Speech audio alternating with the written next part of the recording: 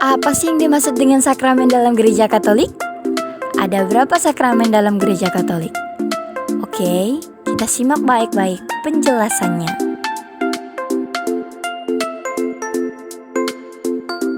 Sakramen dalam iman Katolik merupakan tanda yang ditetapkan oleh Yesus Kristus untuk memberikan rahmat yang khusus bagi tiap-tiap situasi perjalanan hidup manusia, untuk melanjutkan karya penyelamatan Allah melalui Yesus Kristus.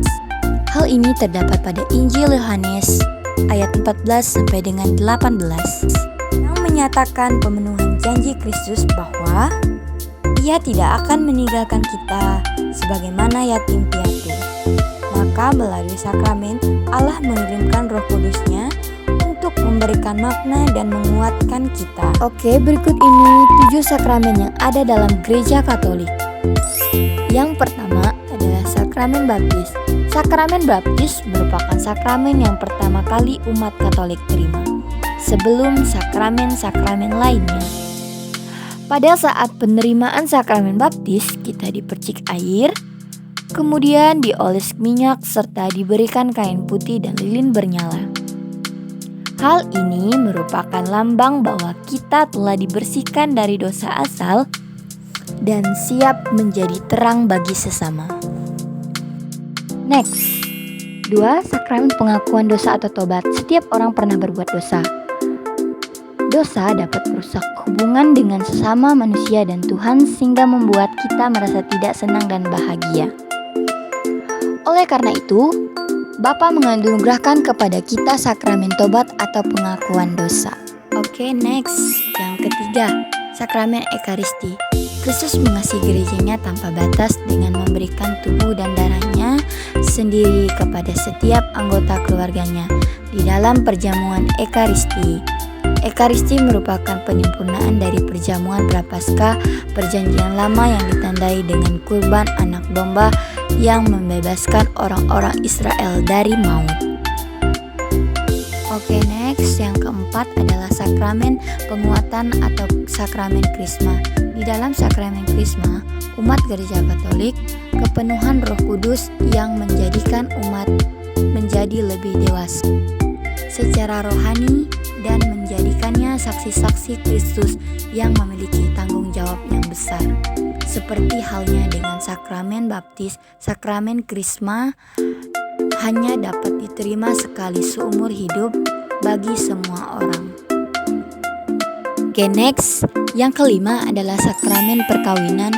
Sebagian besar orang dipanggil untuk kehidupan berumah tangga.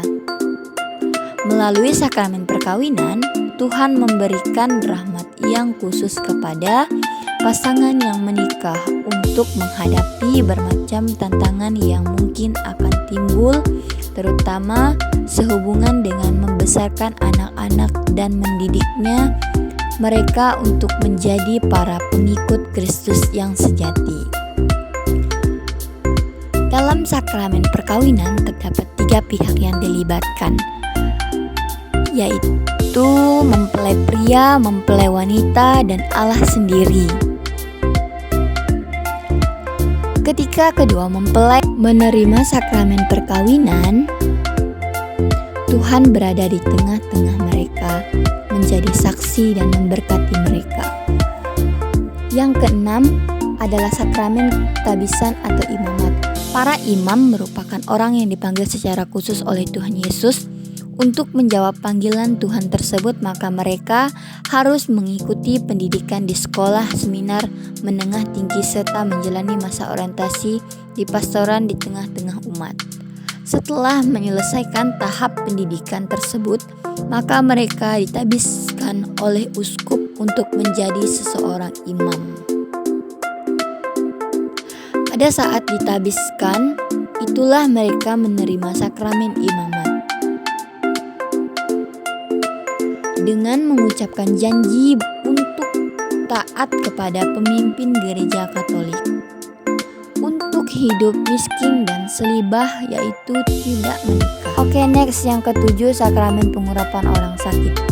Alkitab mengatakan agar jika kita sakit, maka baiklah kita memanggil penatua gereja untuk mendoakan dan mengurapi kita dengan minyak di dalam nama Tuhan. Dan doa yang didoakan dengan imam ini akan menyelamatkan kita yang sakit dan mengampuni dosa kita. Demikian tentang 7 sakramen dan apa pengertian sakramen itu sendiri. Dapat disimpulkan bahwa sakramen merupakan perjalanan kehidupan menggereja umat Katolik.